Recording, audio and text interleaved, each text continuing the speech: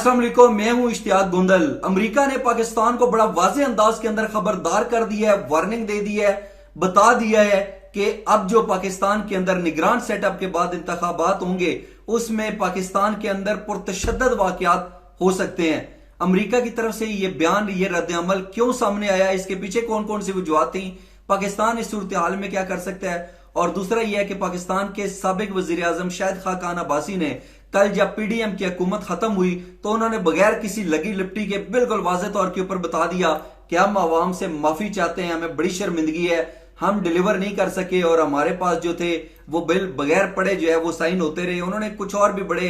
अहम जो है वो इंकिशाफात की हैं, वो भी आपके सामने रखूंगा और फिर आपको ये भी बताऊंगा कि शाहिद खाकान अब्बासी की तरफ से इस तरह का रद्द अमल क्यों आया जो पीडीएम के लिए नई मुश्किलात भी पैदा कर सकता है और जो पीडीएम के गले भी पड़ सकता है। इस हवाले से ये दोनों स्टोरीज हैं आज की और ये बड़ी अहम है, बड़ी अहम पेशरफ्त है। अब सबसे पहले हम जरा जायजा लेते हैं कि अमेरिका ने यह बयान कैसे दिया। तो व्हाइट हाउस की कौमी सलामती कौंसिल के तर्जमान जो है उन्होंने पाकिस्तान को खबरदार या आगाह करते हुए कहा कि पाकिस्तान में आइंदा होने वाले इंतखाबात के दौरान पुरतशद्दद वाकयात हो सकते हैं। अभी देखें, अभी हमारे पास जो है वो निगरान सेटअप भी नहीं आया, लेकिन अमेरिका की तरफ से इस तरह के बयानात क्या किसी बड़ी तबाही का पेशखेमा हो सकते हैं?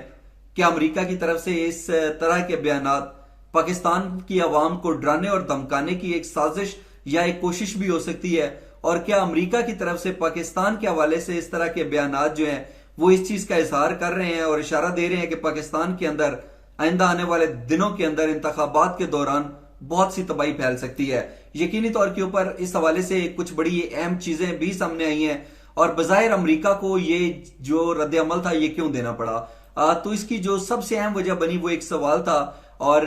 जो अमेरिका है यानी कि व्हाइट हाउस की कौमी सलामती के तर्जमान है अमेरिका के, उनसे सवाल पूछा गया कि दुनिया के 5वें सबसे ज्यादा आबादी वाले मुल्क के इंतखाबात के दौरान पुरतशद्दद इंतहा पसंद सियासी इंतशार का फायदा उठा सकते हैं।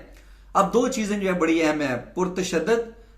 जो इंतहा पसंद है वो और सियासी इंतशार, ये दोनों अपनी तरफ से आपस में बहुत इनका गहरा तल्लक है। वो तल्लक कैसे है और किस तरह से पाकिस्तान के अंदर एक सोची समझी साजिश, प्लानिंग, मनसूबाबंदी के तहत सियासी इंतशार जो है वो फैलाया जाएगा और फिर इंतहा पसंद जो है उस सियासी इंतशार से फायदा उठाकर पाकिस्तान को किस तरह तबाही से दो चार करने के हवाले से इकदाम कर सकते हैं, इसका भी जरा एक जायजा लेंगे। अच्छा, जब ये उनसे सवाल पूछा गया तो उसके बाद जो अमेरिका का रद्द अमल आया है, उन्होंने कहा कि हम पाकिस्तान में इंतखाबात के दौरान तशद्दुद के इम्कान को तशवीश की निगाह से देख रहे हैं जो मुल्क में अदम इस्तेहकाम का बायस बन सकता है। अब अगर बाज़ाहिर देखा जाए तो दो चीजें जो कि मैंने पहले भी बताई थी आपको कि पुरतशद्दद इंतहा पसंद और सियासी इंतशार। अब आपको पता है कि पाकिस्तान की जो अंदरूनी सूरत हाल है, सियासी अदम इस्तेहकाम का तो हम गुज़श्ता कई सालों से जो है वो दो चार हैं सियासी अदम इस्तेहकाम से, लेकिन जिस तरीके से इमरान खान को तोशाखाना केस के अंदर 3 साल की सजा सुनाई गई है, उसके बाद बाज़ाहिर हम देखते हैं कि सोशल मीडिया के ऊपर जो पाकिस्तान तहरीक इंसाफ के सपोर्टर्स हैं या हमायती हैं वो कोई सख्त रद्द अमल नहीं दे रहे, बिकॉज उनको डर है कि अगर उन्होंने खुलकर जो है वो अपनी जो राय का इजहार किया या इस तरीके से ट्वीट्स की या सोशल मीडिया के ऊपर इमरान खान के हक में जो है वो कुछ पोस्ट वगैरह लगाई तो हो सकता है कि उनको गिरफ्तार किया कर लिया जाए। तो अब बज़ाहिर जो है वो बहुत सारे लोगों का और तज्जियाकारों का ये ख्याल है कि लोग डरे हुए हैं, सहमे हुए जरूर हैं, लेकिन वो पाकिस्तान की तहरीक इंसाफ के कल भी हमायती थे और आज भी हमायती हैं और इसका जो है वो पीडीएम को जो सरप्राइज मिलेगा या पीडीएम के हामियों को वो इंतखाबात के अंदर मिलेगा। अब बज़ाहिर देखा जाए तो उसके बाद एक अजीब सी सूरत हाल है और बज़ाहिर ये तासर दिया जा रहा है कि अगर पीडीएम ये समझती है कि इमरान खान तो खत्म हो गया, पाकिस्तान तहरीक इंसाफ का तंजीमी ढांचा तबाह हो गया, इमरान खान जो है वो पाकिस्तान की सियासत का हिस्सा नहीं रहा, अब इमरान खान का vote bank support, Imran Khan के हमायती खत्म हो गए, तो फिर इंतखाबात करवा के देख लें। लेकिन दूसरी तरफ ये बातें भी की जा रही हैं कि पाकिस्तान में इंतखाबात अभी नहीं होंगे बल्कि इनको जरा जो है वो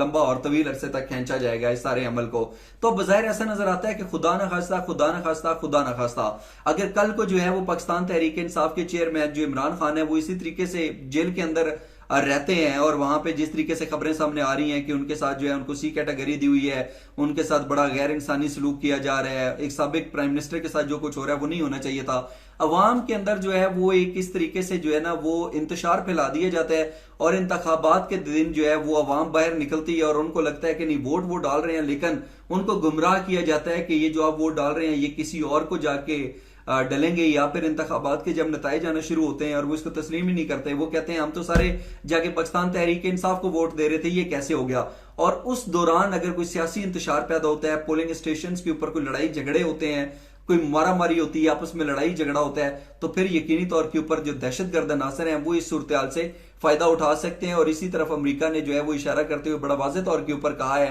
कि पुरतशद्दद इंतहा पसंद सियासी इंतशार से फायदा उठा सकते हैं। तो सियासी इंतशार मतलब यही है कि सियासत को मद्देनजर रखते हुए आपस में लड़वाना, और फिर जिस तरीके से पाकिस्तान के अंदर हमें मुख्तलिफ जो है वो दहशतगर्दी की कार्रवाइयां या उनके अंदर इजाफा नजर आ रहा है, तो इससे जो है वो फायदा उठा सकते हैं। बज़ाहिर तो ऐसे ही नजर आता है कि अमेरिका ने जिस खदशे का इजहार किया है वो दुरुस्त साबित हो सकता है, लेकिन अब ये पाकिस्तान की जिम्मेदारी है, हमारी खुफिया एजेंसियों की जिम्मेदारी है, हमारी जो आला सिविल और मिलिट्री लीडरशिप है उसकी जिम्मेदारी है कि उन्होंने अमेरिका की तरफ से जो खबरदार किया गया इसके हवाले से किस तरीके से मौसर इंतजाम और इकदाम करने हैं कि पाकिस्तान के अंदर खुदा न खास्ता इस तरह का कोई अफसोसनाक वाकया जो है वो रूनुमा ना हो सके। एक तो इस हवाले से अपना कीमती फीडबैक जरूर दीजिएगा। और दूसरा, शाहिद खाकान अब्बासी साहब ने जब पीडीएम की हुकूमत रुखसत हुई तो वो मीडिया से बात कर रहे थे, शाहिद खाकान अब्बासी ने क्या कहा, ये जरा उनकी जुबान नहीं सुनिए। इंडिपेंडेंस देखी है, यहाँ पॉलिटिक्स जो है गाली गलौज का नाम बन गया है। असेंबली के अंदर सवाए गाली गलौज के पौने 4 साल कुछ नहीं हुआ, उसके बाद से जो कुछ हो रहा है वो भी आपके सामने है। ये बदनसीबी है कि ना पार्लियामान को समझे हैं, ना पार्लियामानी रवायात को समझे हैं, ना जमहूरियत को समझे हैं, ना जमहूरी रवायात को समझे हैं। ये सबसे मायूस और बदतरीन पार्लियामान है। मैं 88 से पार्लियामेंट में आ रहा हूँ, मुझे अफसोस है इस ऐवान का। बहुत खुशी भी है, नज़ामत भी है, पाकिस्तान के अवाम से माफ़ी मांगते हैं। जी, शाहिद खाकान अब्बासी साहब ने जो कुछ मीडिया से कहा वो आपने सुन लिया है। उन्होंने बड़ा वाज़ेह तौर के ऊपर कह दिया है कि मैं 1988 से जो है वो पार्लियामेंट आ रहा हूं, यहाँ पे जो बिल साइन होते हैं वो बगैर पढ़े हो जाते हैं, यानी कि आप ये कह लीजिए लाइल्मी नायली, या उसको कुछ सीरियस ही नहीं लेता, देखते ही नहीं है किसके अंदर क्या, और वो साइन करके परे मारता है। और फिर दूसरा उन्होंने कहा कि गालम गलोच का एक अजीब सा कल्चर जो है वो आ गया है, इस पार्लियामान ने अवाम को कोई फायदा नहीं पहुंचाया। फिर उन्होंने कहा कि मुझे शर्मिंदगी भी है, नदामत भी है, हम डिलीवर नहीं कर सके और माफी चाहते हैं। यानी कि उन्होंने बड़ा वाज़ेह तौर के ऊपर कह दिया है। गुज़श्ता गोया कि वो 4 सालों की बात कर रहे थे, लेकिन दूसरी तरफ उन्होंने ये इतराफ कर लिया कि पीडीएम की हुकूमत जो है वो डिलीवर नहीं कर सकी, इसलिए ये देखें हम माफी चाहते हैं। अब बज़ाहिर देखा जाए तो हो सकता है कि क्या वो जो रूठा हुआ या नाराज वोट बैंक है उसको अपनी तरफ उसकी तवज्जो मबजूल करवा के अपने वोट बैंक को बढ़ाने के लिए उन्होंने इस तरीके से जो है वो बयान दिया, या फिर वाकई जैसी जैसी उम्र गुजरती है ना तो एक वक्त में इंसान को ख्याल आता है कि मैंने और कितना जीना है। एक इंसान की ज़मीर की आवाज भी होती है, और फिर इंसान सोचता है कि जो कुछ सच है मैं वही कहूंगा। मैं अपने ज़मीर के ऊपर ना अब कोई बोझ लेकर खुदा ना खास्ता इस दुनिया से रुखसत नहीं होना चाहता। और ज़मीर की आवाज के ऊपर फिर कुछ लोग जो है ना वो खुलकर बोलते हैं, चाहे उनका सियासी तौर के ऊपर नुकसान हो जाए, माली तौर के ऊपर नुकसान हो जाए, अपनी जो है वो जमात की तरफ से उनको शदीद तनकीद का निशाना बनाया जाए, लेकिन वो बोल पड़ते हैं। आपकी नजर में शाहिद खाकान अब्बासी साहब ने इस तरीके से जो अल्फाज के और जो बयान दिया वो क्यों दिया, इस हवाले से अपना कीमती फीडबैक जरूर दीजिएगा। आज का व्लॉग देखने का बहुत शुक्रिया, अपना बहुत सा ख्याल रखिए। अल्लाह हाफिज़।